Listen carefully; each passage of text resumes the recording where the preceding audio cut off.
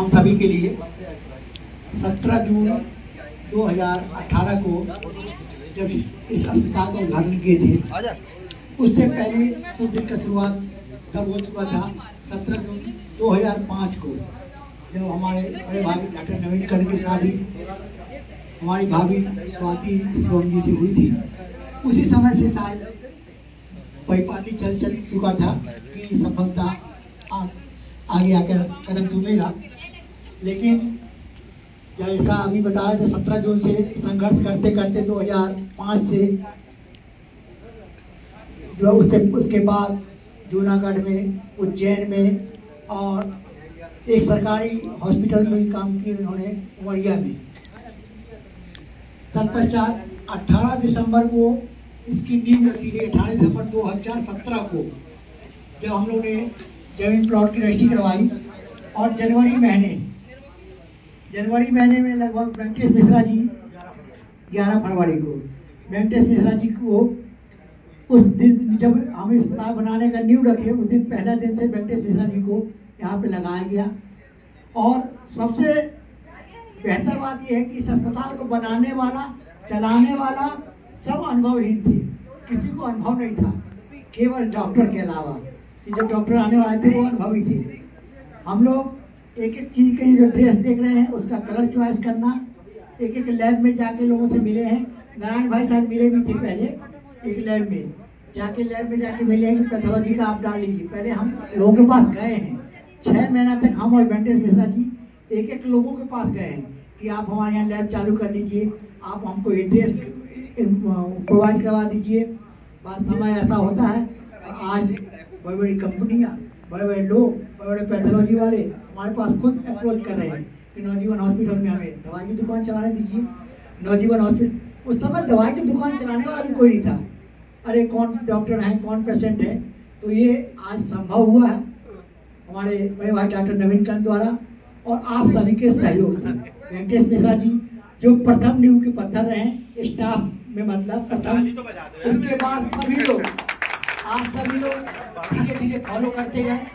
आपने देखा होगा जितने भी स्टाफ है, हमारा जो नवजीवन हॉस्पिटल है एक परिवार की भांति चलता है। हमारे जितने पेशेंट हैं वो हमारे परिवार से जुड़ाव वाले ही पेशेंट हैं। आपने सभी लोग देखा होंगे कि पारिवारिक में हम भाव में हमारे हैं। वेंकटेश मिश्रा जी सफल हुए तो पूरे गायत्री नगर से पेशेंट का हुआ आया। हम यदि राजनीति वाले हैं तो हम राजनीति से पूरे पेशेंट के लोग आए। तो ऐसे अपना परिवार भाव से चलता है। आप लोग परिवार भाव के जैसे अस्पताल चला रहे हैं, आप सभी को बहुत बहुत धन्यवाद, आभार। ऐसे ही जुड़े रहिए। ऐसे हो सकता है कुछ मैनेजमेंट की गलती होती हो, कुछ होती हो तो समय समय पे बैठ के हम लोग आपस में बात भी करते हैं, उस सबको भी सॉल्व करते हैं। बहुत बहुत धन्यवाद। एक बार पुनः नवजीवन हॉस्पिटल को बहुत बहुत शुभकामनाएं। 7 साल पूरे हुए, 8वें वर्ष में हम प्रवेश कर रहे हैं और शादी की सालगिरह के 20 वर्ष पूर्ण हुए, अब 21वें वर्ष में प्रवेश कर रहे हैं। ऐसे हम 50वां वर्ष पर भी मनाएंगे। और आप सभी को बहुत बहुत शुभकामनाएं। धन्यवाद।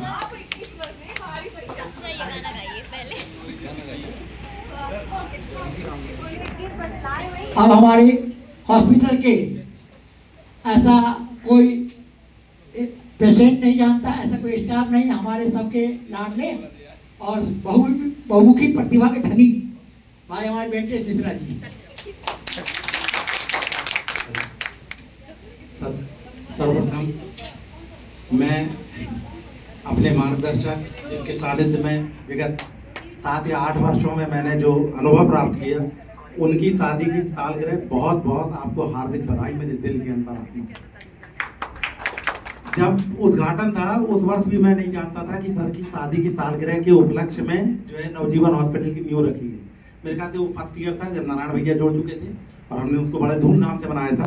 बहुत सी चीज जीवन में सीखी है और हमेशा कोई व्यक्ति अगर बोलता है ना, जैसे अभी हुआ, क्योंकि हम सुनते ही नहीं है और यही प्रॉब्लम है हमारी।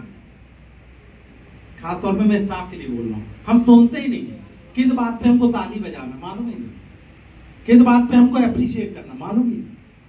और वही हाल है कि मैं मतलब ये मानने में दुखी हूँ। ये आपके लिए, हमारे लिए नहीं, हमारा काम चल रहा है, हमारा हॉस्पिटल चलेगा, आगे भी चलेगा। आपके लिए दुखी है कि आप BSc नर्सिंग जीएनएम करके आने के बाद क्यों निकलता ही नहीं?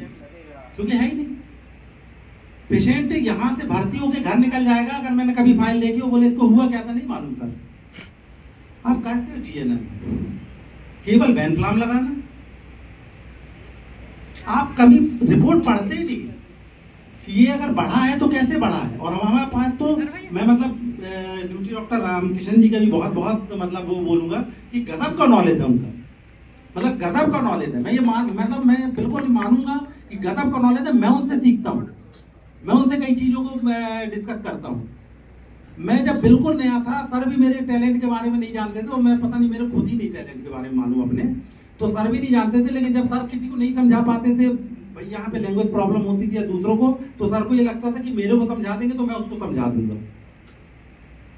ऐसी चीजें आप डेवलप करो, एक एक व्यक्ति के पास वो क्वालिटी आनी चाहिए। अगर आपके पास क्वेश्चन नहीं है तो निसंदेह ये मान के चलिए कि आप बिल्कुल ऊंधे खड़े हैं, और केवल वही है कि आपको बोला जाएगा पानी दिखा के लाओ, आप पानी दिखा के लाएंगे।